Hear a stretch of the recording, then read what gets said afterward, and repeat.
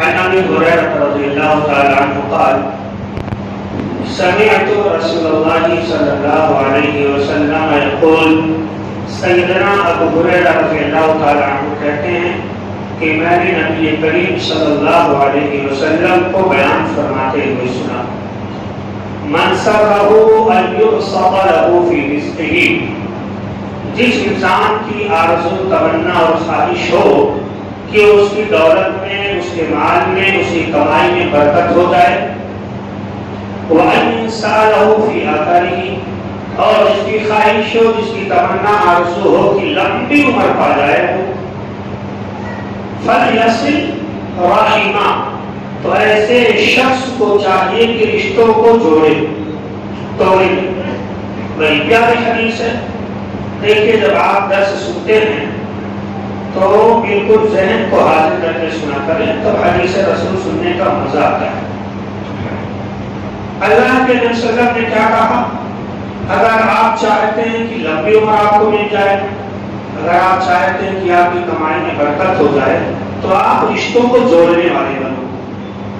آج کل رشتے جو ٹوٹتے ہیں، اکثر و بیشتر رشتے جو ٹوٹتے ہیں مال و دولت کی وجہ سے، اچھے رشتے، اچھے تعلقات، صدیوں پرانے رشتے پیسوں کی وجہ سے، دولت کی وجہ سے ٹوٹ جایا کرتے ہیں۔ لہذا پیسے کو مقام نہیں دینا چاہیے کہ ہم اللہ کی رحمت اور برکت سے محروم ہو جائیں۔ اللہ کے وسلم نے یہاں پر کیا کہا کہ برکت کے لیے ضروری ہے کہ آپ رشتہ جوڑنے والے بنیں۔ انسان کے پاس بہت زیادہ پیسہ ہے لیکن سکون نہیں، کم پیسہ ہے سکون۔ یہ جو انسانوں کی دو کیٹیگریاں ہیں، پیسہ زیادہ ہے سکون نہیں، پیسہ کم ہے لیکن سکون۔ یہ جو دو جماعت ہے، دو گروہ ہے انسانوں کی، جو کیٹیگریاں بنی ہوئی ہیں، ایک طرف سکون پیسہ زیادہ نہیں اور دوسری طرف پیسہ زیادہ نہیں سکون نہیں۔ وجہ کیا ہے؟ وجہ یہ ہے اللہ تعالیٰ اور اللہ کے رسول بتانا یہ چاہتے ہیں کہ دیکھو بھائی، بہت زیادہ دولت سے انسان کو سکون نہیں ملتا ہے، کثرت مال سکون کا باعث نہیں ہے۔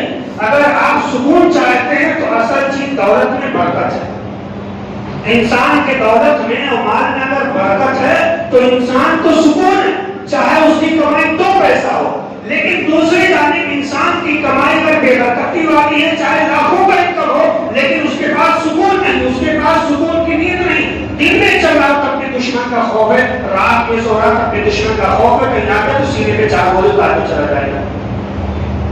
تو اصل چیز برکت ہے۔ برکت اگر ہے تو کم پیسے میں بھی انسان کو سکون ملتا ہے۔ اسی برکت کے حصول کے لیے اور انسان کی زندگی میں سکون آ جائے، اللہ کے نبی صلی اللہ علیہ وسلم نے اپنے اصحاب کو اور اپنی امتی کو نصیحت فرمائی کہ دیکھو اگر آپ برکت چاہتے ہیں، اپنی زندگی میں سکون چاہتے ہیں، تو آپ رشتے کو جوڑ کر کے رکھیں، رشتے کو توڑنا۔ اگر آپ رشتہ توڑتے ہیں تو اللہ تعالیٰ اپنا فضل اٹھا لے گا، اپنی رحمت اٹھا لے گا، اپنی برکت اٹھا لے گا۔ اگر جوڑ کر کے رکھیں گے تو اللہ کی برکتیں نازل ہوگی، رحمتیں نازل ہوگی۔ دوسری چیز کیا کہا؟ اگر زیادہ جینا چاہتے ہو دنیا کے اندر تو ابھی رہنے دو، رشتہ جوڑنے والے ہو۔ کچھ چیزیں ہوتی ہیں اللہ رب العالمین نے تقدیر میں لکھ دیا، لیکن اس چیز کی جو تحریر ہے، جو لکھی گئی ہے نا، عملوں پر موقوف ہے۔ اللہ نے تقاضے کے مطابق لکھ دیا، اللہ کو معلوم ہے کون کیسا کام کرے گا، کون کیسا کام کرے گا، لیکن اس مسئلے کو اللہ تعالیٰ نے موقوف کر دیا۔ میں تقدیر کی جانب لے جانا چاہتا ہوں، لیکن بھائی میں اسی وقت کہہ دیتا ہوں کہ تقدیر کے مسئلے میں میرے پاس بات کرنے والا نہیں تھا، تقدیر کے مسئلے کو میں چھیڑنا نہیں چاہتا، بس حدیث کی روشنی میں ہلکا اشارہ کرنا چاہتا ہوں کہ جس طرح سے آپ کسی کے یہاں کام کر رہے ہو اس میں آپ کی سیلری فکس کر دی ہے، یہ انداز ہے، لیکن اگر آپ محنت مزید کرتے ہیں نا تو وہ آپ کو خوش ہو کر کے مزید انکم دے سکتا ہے، سمجھ رہے نا؟ بس آپ کو سمجھانے کے لیے، ویسے اللہ کے معاملات کی مثال دنیا میں قائم نہیں کی جا سکتی ہے، لیکن میں حدیث کا مفہوم سمجھانے کی کوشش کر رہا ہوں۔ اللہ نے ہر چیز کو اپنے انداز کے مطابق لکھ دیا ہے کہ ایسا ہے اور یہ چکی، لیکن اگر آپ اللہ کو خوش کر دیں گے نا تو مزید آپ کو مل جائے گا۔ یہ حدیث کا مفہوم ہے۔ اگر آپ کی زندگی لکھ دی گئی تب موت آئے گی، تب تک آپ زندہ رہیں گے، ماں کے پیٹ میں تبھی لکھ دیا گیا، لیکن اگر آپ اللہ کو خوش کر لے گئے نا تو مزید اللہ تعالیٰ کاٹ کر کے 2-4 سال 10 سال آپ کو دے سکتے ہیں۔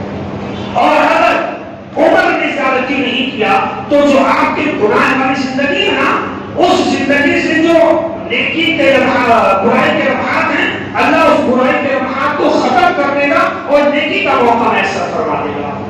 سمجھے نا؟ تو اگر آپ زیادہ جینا چاہتے ہیں یا زیادہ نیکی کرنا چاہتے ہیں تو آپ رشتے کو جوڑنے والے بنیں. اگر ہم نیکی نہیں کر پا رہے ہیں چاہنے کے باوجود تو ہمیں اپنے رشتوں پر ذرا غور کرنا چاہیے کہ کہیں ایسا تو نہیں ہم رشتہ توڑ کر کے بیٹھے ہوئے. اگر ہماری دولت میں برکت نہیں تو رشتوں پر غور کرنا چاہیے. اللہ کے رسول کا بڑا پیارا فرمان معلوم ہے کیا؟ تعلموا من انصارکم. دیکھو تعلیم دیکھو نہیں، تعلموا من انصارکم. لوگوں اپنے حسب و نسب کو یاد رکھو. تمہارے ماں کے ذریعے سے تمہارے رشتے دار کون کون ہیں، ابو جان کے ذریعے سے رشتے دار کون کون ہیں. ارے یہ بے غیرت قوم اپنے باپ کو نہیں یاد رکھتی ہے، باپ کے رشتے داروں کو کیا یاد رکھتے ہیں. ہمارے نبی کی تعلیم تو یہ ہے کہ باپ کے ذریعے سے جو آپ کے رشتے دار ہیں ان کو اپنے ذہن میں رکھو، اپنی جانکاری میں رکھو تاکہ تم ان سے رشتہ قائم رکھ سکو. ماں کے ذریعے سے آپ کے رشتوں میں کون کون آتے ہیں ان کو بھی یاد رکھو، جانکاری رکھو. لیکن موجودہ دور میں لوگ اپنے ماں باپ کو یاد نہیں رکھتے ہیں تو ماں باپ کے رشتے داروں کو کون یاد رکھتے ہیں. پہلے کہ کو جان کرانا نہیں چاہیے. تعلموا من انصارکم، اپنے نسب کو یاد رکھو، جانکاری رکھو. ما تصلون بی ارحامکم، تاکہ تم رشتوں کو جوڑ سکو. کیوں؟ تین باتیں اللہ کے رسول نے بیان فرمائی. پہلی چیز یہ فإن صلة الرحم محبة في الأهل، تاکہ رشتہ جوڑنے کی وجہ سے آپ کے خاندان میں، آپ کے اہل و عیال میں، آپ کے بال بچوں میں محبت قائم ہے. محبت قائم رکھنے کے لیے، محبت دینے کے لیے اور محبت لینے کے لیے اول شرط نبی کریم صلی اللہ علیہ وسلم نے یہاں پر لگا دی ہے کہ آپ رشتے کو جوڑنے والے بن جاؤ اور ماں باپ کے ذریعے سے جو رشتے ہیں نا ان رشتوں کو جانکاری میں رکھو، علم میں رکھو تاکہ محبت قائم رہے. پہلی چیز مَضَرَاتٌ فِي الْمَالِ، جب رشتوں کو اپنی جانکاری میں رکھو گے، رشتوں کو نبھا کر کے رکھو گے نا تو دوسرا کام ہے کیا ہوگا، مال میں برکت بھی آئے گا. اللہ اکبر. مَضَرَاتٌ فِي الْمَالِ، مال میں برکت بھی آئے گی.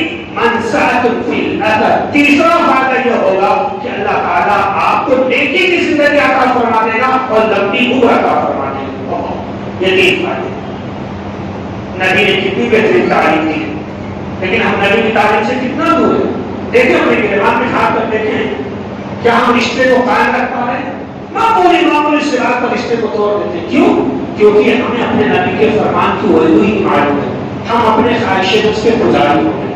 ذرا سی بات، ارے اس نے اپنے بیٹے کی شادی میں نہیں بلایا تو اس سے رشتہ توڑ دیا گیا. شرم نہیں آتی؟ جس چیز کی شریعت میں ویلو نہیں ہو اس کو اتنا اونچا مقام دے دیا گیا کہ اس کی وجہ سے ہم نے رشتے کو توڑ دیا.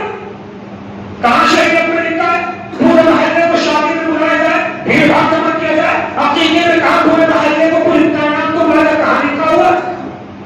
کوئی اگر رشتے میں نہ بلائے، شادی میں نہ بلائے، نکاح میں نہ بلائے، عقیدے میں نہ بلائے، پارٹی میں نہ بلائے تو آپ مبارک رشتے کو توڑنے کے لیے تیار ہو جاتے ہیں لیکن صبر کرنے کے لیے تیار نہیں ہوتے.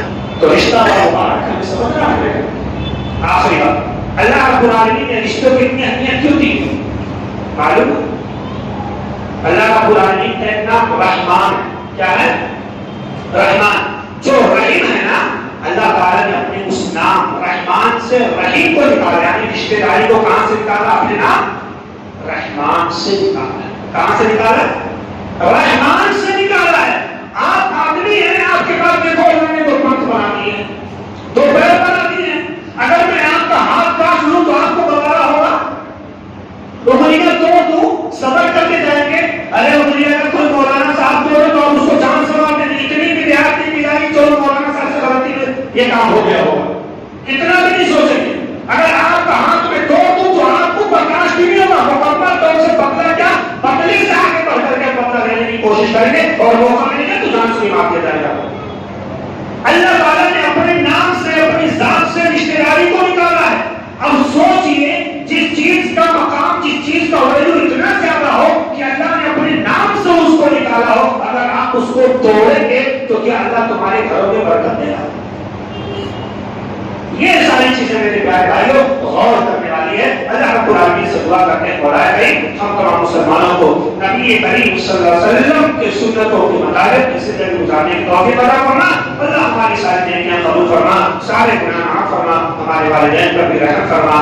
آمین. وعلیہ البلاغ المبین. والسلام علیکم ورحمۃ اللہ وبرکاتہ.